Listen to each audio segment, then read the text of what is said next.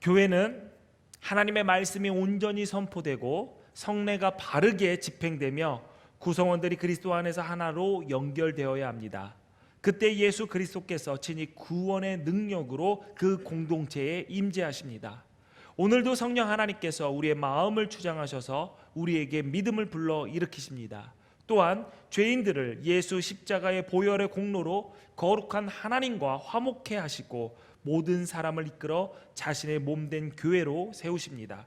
지금 이 시간에도 하나님은 교회를 통해 일하시고 교회를 통해 구원의 은혜를 베푸시며 교회를 통해 하나님 나라의 백성을 세우십니다. 아멘. 오늘 기둥교회 설립을 기념하는 주일에 하나님께서 우리 기둥교회를 통하여 일하시고 이루시려는 뜻이 무엇인지 깨닫고 헌신을 결단하는 시간이 되기를 바랍니다. 아멘. 우리말 중에 로라는 부사격 조사가 있습니다. 다양한 쓰임을 가지고 있고요. 사전을 찾아보니까 대략 11개로 정리가 되어 있습니다. 가장 대표적인 쓰임이 방향과 가야 할 지향점을 나타낼 때 이 로라는 조사를 씁니다. 위로, 아래로 방향을 가리킬 때나 집으로, 학교로 같이 이동의 목표점이나 도착지를 나타낼 때 로를 사용합니다. 하나님은 우리를 교회로 부르셨습니다. 아멘. 우리가 지금 이 자리에 기둥교회에 함께 있는 것은 주님의 계획이고 은혜입니다. 아멘. 교회를 구성하는 우리들 다 개별적인 존재처럼 보이지만 사실은 각자의 이유로 내가 이 교회를 선택했다고 생각하면 그건 착각입니다. 하나님께서 보내신 것입니다. 우리는 우연히 이곳에 있는 것이 아닙니다. 사고를 당해서 이 교회에 어쩌다 보니 온 것이 아니고 내 마음이 들어서 집 가까운 곳에 있어서 아는 사람이 인도해서 그냥 좋아서 뭐 별다른 이유가 없어서 그냥 내가 이 기둥교회에 속하게 되었다라고 생각하실지 모르겠지만 우리를 그리스도의 몸인 기둥교회로 불러주셔서 한몸 되게 하신 것은 하나님의 섭리입니다. 로마서 8장 30절에 보니까 또 미리 정하신 그들을 또한 부르시고 부르신 그들을 또한 의롭다 하시고 의롭다 하신 그들을 또한 영화롭게 하셨느니라 라고 했습니다. 아멘. 그들을 부르시고 그들을 의롭다 하셨고 그들을 영화롭게 하셨다라는 것이죠. 하나님께서 태초부터 우리를 부르셨습니다.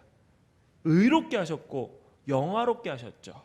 이 모든 것이 다 주님의 은혜와 섭리 속에 진행된 사건인데 우리는 신앙생활을 할 때 개별적인 부름이만 있다라고 생각할 때가 많습니다. 맞습니다. 그건 틀린 이야기는 아닙니다. 하나님이 나를 사랑하셨고 나를 위해서 독생자를 보내셨고 나에게 하나님 나라의 유업을 이어나갈 수 있는 은혜를 허락하셨습니다.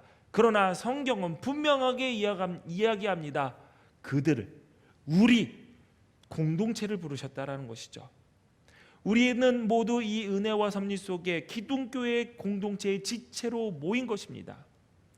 출애굽기를 보면은 이스라엘 백성들이 이집트의 노예로 있을 때 하나님께서 모세를 통해 그들을 구원해 주셨습니다. 구출해 주셨어요. 탈출하게 했습니다. 그들 한 사람 한 사람 개별적으로 찾아가서 그들을 데리고 온 것이 아니라 모세라는 하나님의 지도자를 통해서 이스라엘이라는 공동체를 이집트의 노예 생활에서 끌고 나와 광야를 걷게 하셨고 그 공동체에게 가나안이라는 하나님의 약속의 땅을 허락하신 것입니다.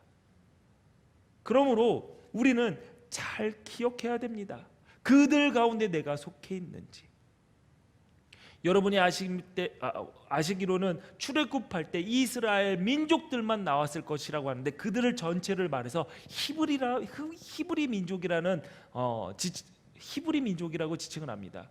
여러분 히브리와 이스라엘과의 차이가 뭘까요? 이스라엘은 혈연적 근거로 혈연적인 그러니까 아브라함과 이삭과 야곱의 이름이 이스라엘이죠. 그 혈연적인 후손을 이야기하는 게 이스라엘이고요. 히브리 민족은 계층입니다. 노예 계층, 사회의 가장 밑바닥에 있었던 그 계층들을 히브리라고 말했습니다. 정확하게 말해서는 이스라엘 민족만 하나님께서 구원하신 것이 아니라 히브리 민족을 구원하셨습니다. 무슨 이야기일까요? 내가 혈연적으로 이스라엘의 후손은 아니지만 하나님의 약속을 믿고 내가 그 약속 안에 들어가 모든 이들을 다 그 히브리 민족을, 그 공동체를 하나님께서 구원하시고 약속의 땅을 주셨다라는 겁니다. 그러므로 가장 중요한 것은 무엇이냐면 내가 이스라엘인가 아닌가가 중요한 것이 아니라 내가 구원하시고자 하는 그 공동체에 속해 있는가 아닌가, 그 자리에 내가 있는가 아닌가가 중요합니다. 하나님께서 우리를 교회로 부르신 것은 교회에 속하게 하기 위해서입니다. 교회에 속한다라는 것은 이 세상을 살아가는 동안 하나님이 택하신 백성들과 함께 그리스도의 깃발 아래 십자가 밑에서 순례의 길을 가는 것을 말합니다. 교회에 속한다라는 것은 그리스도 안에서 하나님의 의에 살아가는 것이며 영원으로부터 살아가는 것입니다. 교회에 속한다는 것은 나 혼자가 아니라 그리스도를 사랑하는 다른 모든 사람들과 더불어 살아가는 것을 말합니다. 우리를 교회로 부르신 것은 하나님 안에서 그분의 백성들과 더불어 교제하기 위해서 우리를 교회로 부르셨습니다. 그러므로 기둥교회에 예배하고 있는 모든 이들은 이곳에서 손님으로 있으려고 해서는 안 됩니다. 내가 예배 드리고 얼른 나가야지. 나는 그냥 여기에 잠깐 있다가 떠나야지. 나는 그냥 여기에 나그네처럼 있다가 떠나야지. 이런 손님으로 있어서는 안 됩니다. 이거는 비단 기둥교회뿐만이 아닙니다. 세상에 있는 어느 교회들을 가든지 마찬가지입니다. 교회는 속하는 겁니다. 예수 그리스도의 몸에 내가 지체로 들어가는 것입니다. 바울은 에베소 교회 교인들을 예수 그리스도 안에 신실한 자들이라고 표현했습니다. 성경은 교회를 그리스도의 몸이라고 말했고 교회에 속해 있는 성도들을 그리스도 예수 안에 있는 자라고 정의를 했습니다. 이 말은 예수님이 믿음의 대상임을 가리키는 것뿐만 아니라 믿음으로써 예수님과 연합하고 하나 되고 예수님의 몸인 교회의 한 지체로 예수님과 함께 죄에 대해 죽고 예수님과 함께 부활의 생명을 얻은 자임을 보여주고 있는 것입니다. 내가 몸의 지체로 속하지 못했다라는 것은 몸에 핏줄이 연결되지 않았다라는 것과 똑같습니다. 핏줄이 연결되지 않는 부위는 호흡과 양분과 생명을 공급받지 못합니다. 결국 시간이 지나면 말라 떨어지고 나가게 되어 있습니다. 여러분, 여러분의 몸에서 꼭 필요한 기관들이 있죠. 손가락, 눈, 코, 호흡기, 심장 너무 필요하죠. 근데 필요하지 않은 것도 있지만 떼버릴 수가 없는 것도 있습니다. 여러분, 여러분에게 꼬리가 있다는 걸 아십니까? 모르셨어요? 여러분 얼른 만져보세요. 꼬리. 뼈가 있어요. 가끔가다 강아지처럼 흔들 수도 있을지 몰라요. 한번 흔들어 보세요. 근데 사실 이 꼬리가 사실 퇴화가 됐다든지 쓸 데가 없습니다. 사람에게는. 근데 꼬리 왜 갖고 있어요? 꼬리 왜 갖고 있어요? 있으니까 갖고 있는 거예요. 붙어 있으니까 있는 거예요. 여러분 필요 없다고 뗄까요? 뗄까요? 떼면 아플걸요? 연결돼 있어서.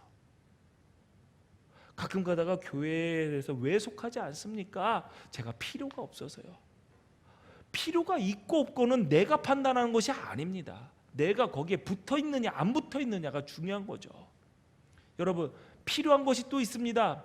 옷 필요하죠? 여러분 옷 안 필요하세요? 옷 필요합니다.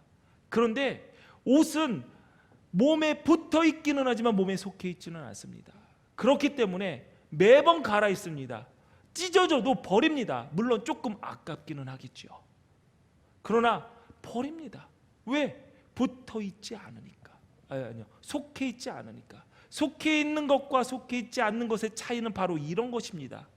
필요하고 안 필요하고가 아니라 붙어 있고 안 붙어 있고가 문제입니다. 꼬리뼈보다 이 옷이 더 필요하겠죠. 꼬리뼈보다 이 마이크가 더 필요할 것입니다. 그러나 속하지 않은 것은 언제든지 교체할 수 있고 언제든지 버릴 수 있고 언제든지 떨어져 나가는 겁니다. 그러나 속한 것은 우리의 필요의 유무와 따라 상관없이 함께 있어야만 하고 함께 있을 수밖에 없는 것이죠. 드러나지 않는 것과 속하지 않는 것 비슷해 보여도 차원이 다른 이야기입니다. 내가 이 시간 내가 이 교회에서 조용히 손님으로 있다가 내가 원할 때 마음 편하게 조용히 떠나겠다라고 생각하고 계신다면 지금 강단에서 선포되는 하나님의 말씀을 선포되는 말씀을 하나님의 음성으로 들으십시오. 지금 생명의 핏줄을 끌어다가 그 생명으로 살기를 결단하시기를 바랍니다. 속해야 됩니다. 속해야 됩니다.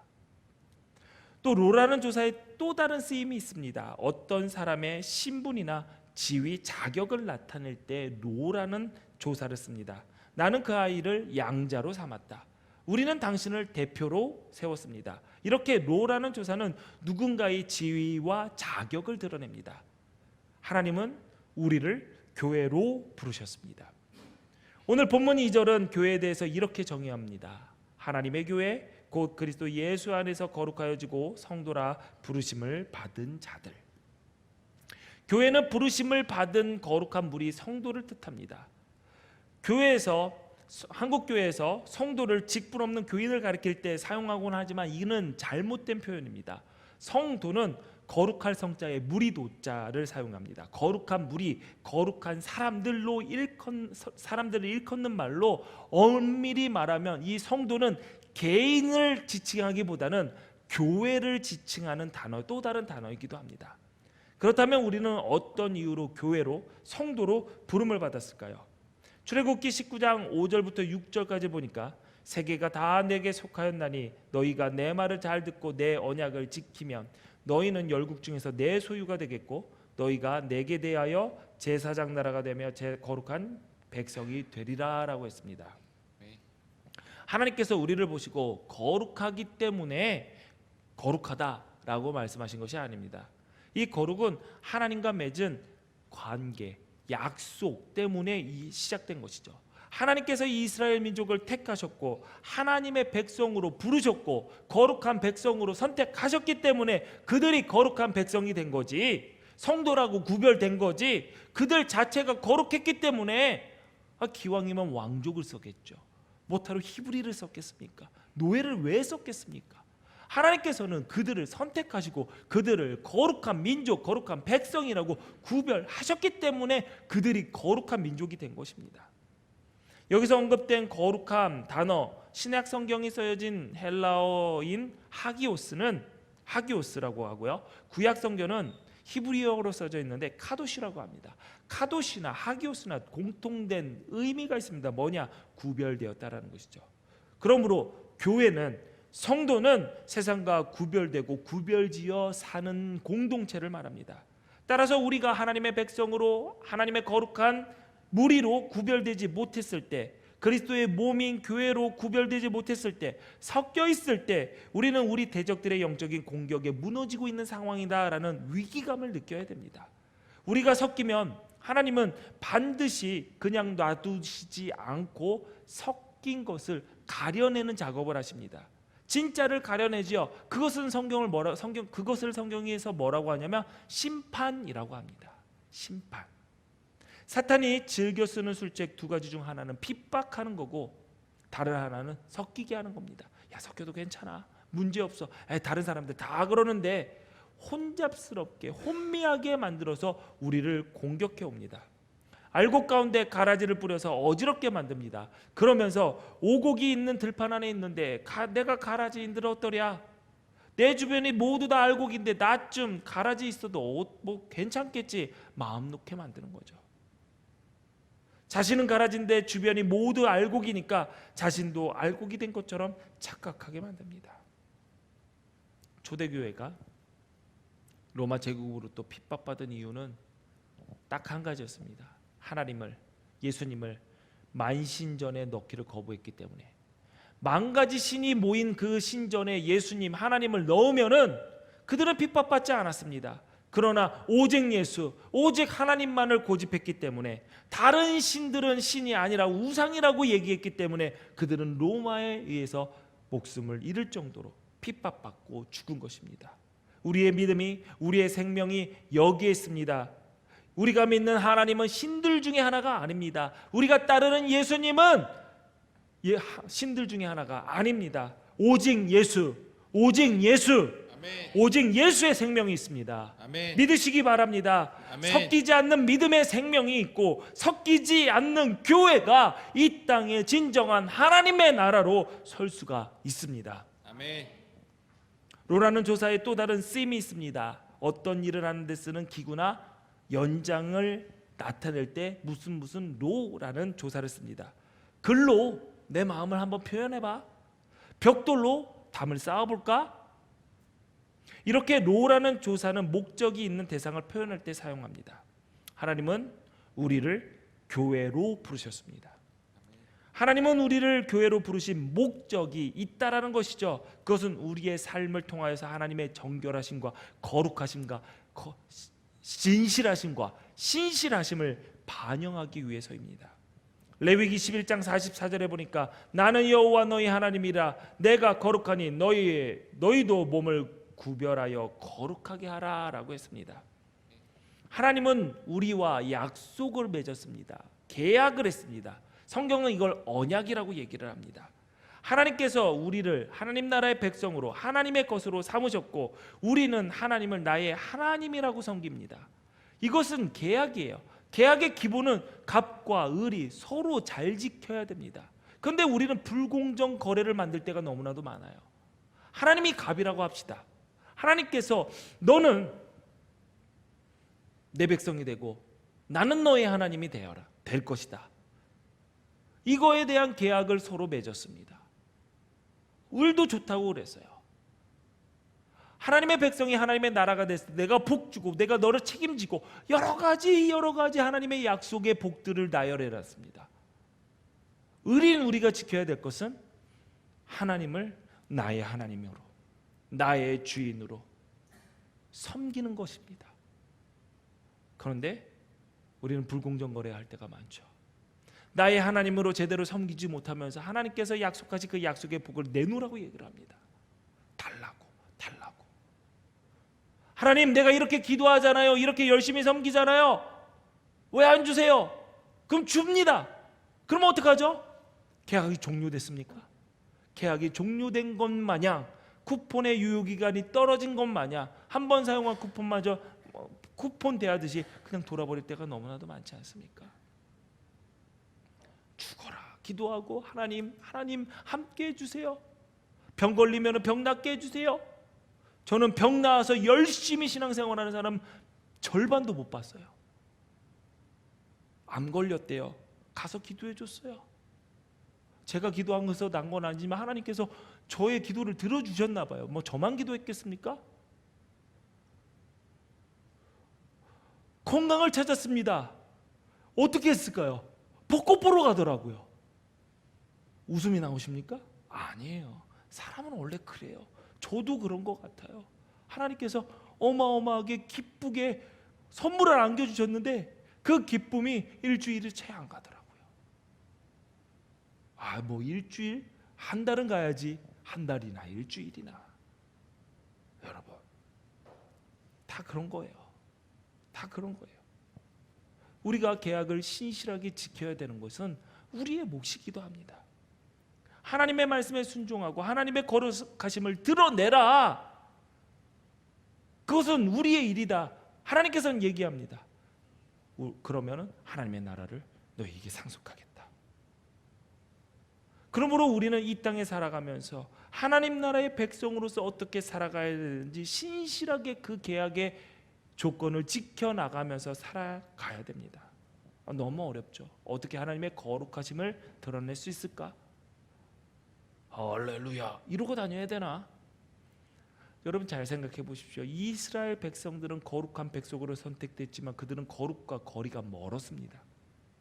하나님께서 그들을 거룩한 백성이라고 부르셨던 것은 그들이 경건했기 때문에, 그들이 구별된 행동을 보였기 때문에가 아니라 특별한 관계로 하나님과 맺어진 그 계약 때문에 하나님께서는 신실하게 그들의 상황과 상관없이 너희는 거룩한 백성이다, 택하신 족속이다 라고 얘기한 것입니다.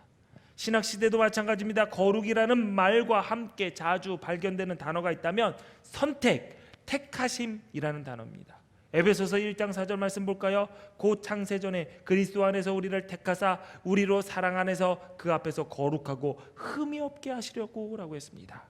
베드로전서 2장 9절을 보니까 너희는 택하신 족속이요 왕같은 제사장들이요 거룩한 나라요 그의 소유가 된 백성이니 이는 너희를 어두운 데서 불러내어 그의 기이한 빛에 들어가게 하신 이의 아름다운 덕을 선포하게 하려 하심이라. 여러분, 우리가 노력해서 거룩을 이루어 나가고 거룩을 갖추는 것이 아니라 하나님께서 선택하셨기 때문에 우리는 거룩할 수 있는 것이죠. 자, 교회에서 사용하는 물건을 뭐라고 얘기하죠? 성물이라고 합니다. 성물이라고 해요. 거룩한 물건. 그런데 잘 생각해 보세요.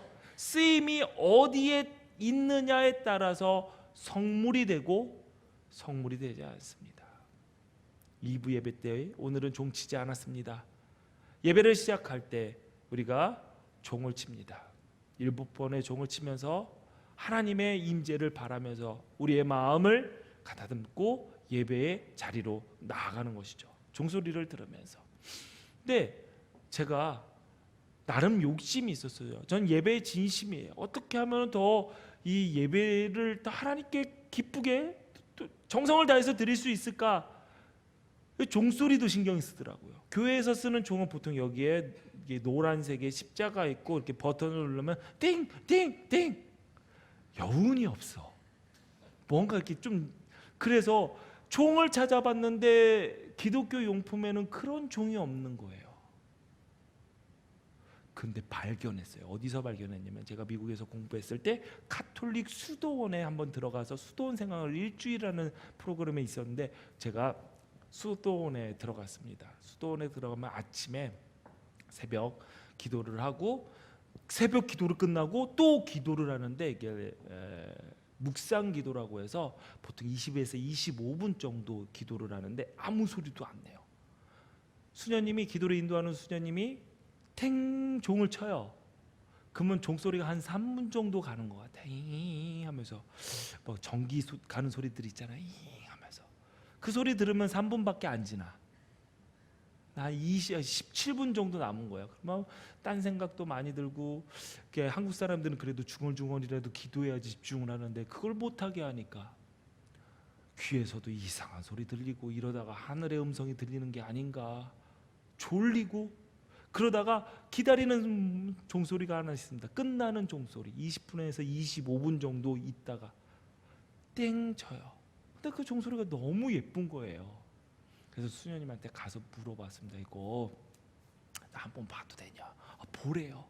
봤더니 뭐 그냥 이게 밥그릇처럼 생겼어요. 그러면서 이렇게 보니까 야, 그거 너네 나라에서 왔어? 그러는 거예요. 뭔 소리야? 불교 용품이더라고요. 네. 근데 소리가 좋아요. 그래서 그거를 또 어디서 했나 했더니 그 같은 수도원 계열에 있는데 선물을 했다는 거예요. 대구에 있는 수도원의 수녀님이 선물을 했다고. 그래서 거기에 그 캔자스의 그 시골 동네에 있더라고요. 거기까지 왔더라고요. 우리나라에서 만든 그 종이. 그래서 제가 그 종을 얼마나 찾았겠습니까? 없어요. 못 찾겠어요. 적어도 불자는 없어야 되잖아요. 부처님 그림은 없어야 되잖아요. 절대 없더라고요. 분명히 깨끗했는데. 그러다가 하나 좀 찾은 게 있습니다. 제가 어느 분의 사무실에 들어갔는데 대학원, 이 근처에 있는 대학원 졸업 기념으로 그 기념품을 맞췄는데 종인 거예요. 근데 버리겠다는 거예요. 때려보니까 종 소리가 좋아요. 때리면 길게 소리도 나고 비슷하다. 그래서 제가 보고 버릴 거면 나 달라고 그랬어요. 그랬더니 가져가세요. 보시면 가져가세요 하고 딱 가져왔어요. 가져왔는데 그 종의 모형이에요. 축소 모형. 실제로 있는 종에 무슨 종? 에밀레 종. 성덕대왕 신종이라고 하죠. 경주 박물관 어디에 걸려있던 종? 절에 걸려있던 종의 모형을 가지고 왔어요.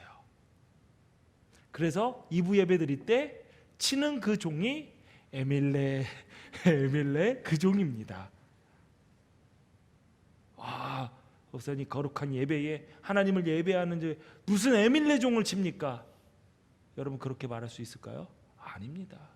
이 초가 성찬대 위를 밝히고 있으니까 성물이고요. 이 초는 향초입니다.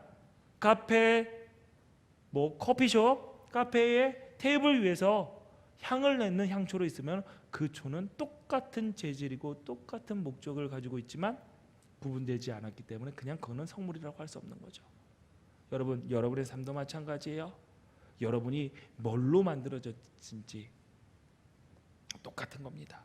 여러분의 생각과 행동이 남달리 깨끗하고 거룩해서가 아니라 하나님의 거룩한 일에 구별됐고 하나님의 일에 쓰여져 있기 때문에, 그 일에 선택되었기 때문에 여러분의 삶이, 여러분이 거룩해진 것입니다.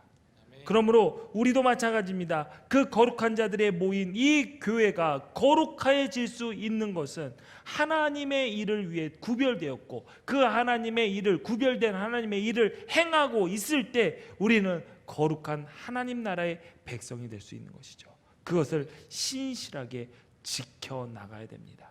아멘. 믿음이라는 것은 믿고 있다, 의지나 관념 아닙니다. 믿음은 필연적으로 행동과 연결되고 있습니다.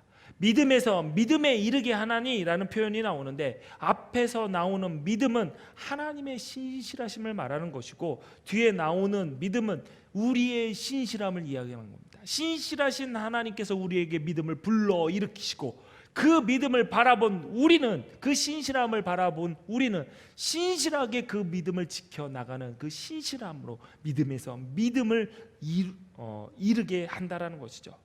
의인으로서 어떠한 의로움을 발견할 수 없는 나를 불러 그리스도의 몸인 교회로 성도로 부르신 하나님의 신실하심이 믿음을 품은 나로 하여금 실천하게 만들기 때문에 하나님의 거룩한 백성답게 부름받은 교회답게 살게 한다라는 뜻입니다. 그러므로 나 하나님 믿어, 나 예수님 믿어로라는 말로 끝낼 수 있는 것이 아니라 그 하나님의 신실하심을 통해서 나의 신실하심을 보여드려 그 믿음과 믿음이 서로 반응하는 것이 우리의 믿음 생활의 모든 과정임을 우리는 잊지 말아야 됩니다.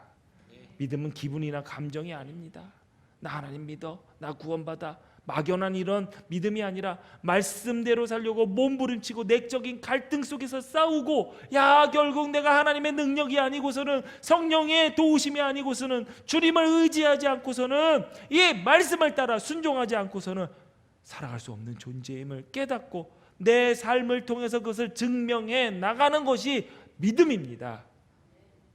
여러분, 우리는 하나님의 신실하심에 우리의 믿음으로 응답해야 합니다. 여러분의 삶을 한번 보십시오. 내가 정말 믿음을 실천하고 살고 있는가? 내가 정말 거룩한 하나님 나라의 백성으로 살아가고 있는가? 여러분 스스로 바라볼 때 여러분은 그냥 똑같은 연약한 사람밖에 볼 수밖에 없을 것입니다.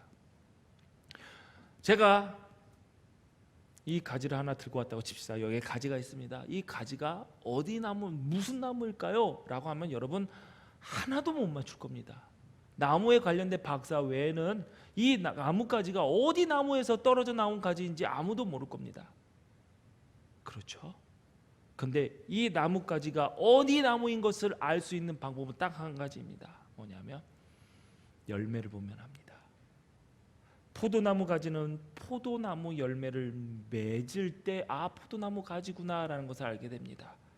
포도나무 가지는 포도나무 열매를 맺어야지 포도나무 가지임을 알게 되는데, 포도를 맺으려면은 포도나무에 붙어 있을 수밖에 없습니다. 우리가 예수님의 지체로서 그리스도 예수 안에서 연합할 때 우리는 예수 그리스도의 영광과 존귀와 권능과 권세히 함께하게 될 것입니다. 비록 내 스스로 볼 때 나무까지 나무 토막밖에 못 되는 조각목과 같이 아무 쓸데없는 그 나무까지에 불과할지라도 내가 살아계신 하나님의 나무라는 그곳에 붙어 있을 때 하나님의 생명이, 하나님의 능력이, 하나님의 권능이, 하나님께서 맺으시는 그 열매가 연약하고 부족하고 별 볼 일 없어 보이는 나의 삶에도 맺혀질 것이라는 것을 믿으시기 바랍니다. 열매는 내가 맺는 것이 아니라 주께서 맺게 해주시는 겁니다. 아멘. 그러므로 우리가 할 것은 뭐냐? 붙어 있는 것입니다. 하나님의 몸에, 그리스도의 몸에, 그리스도의 몸인 이 교회에 속해서 붙어 있는 것입니다. 사랑하는 기둥교회 성도 여러분, 여러분을 기둥교회라는 그리스도의 몸에 하나님께서 부르셨습니다.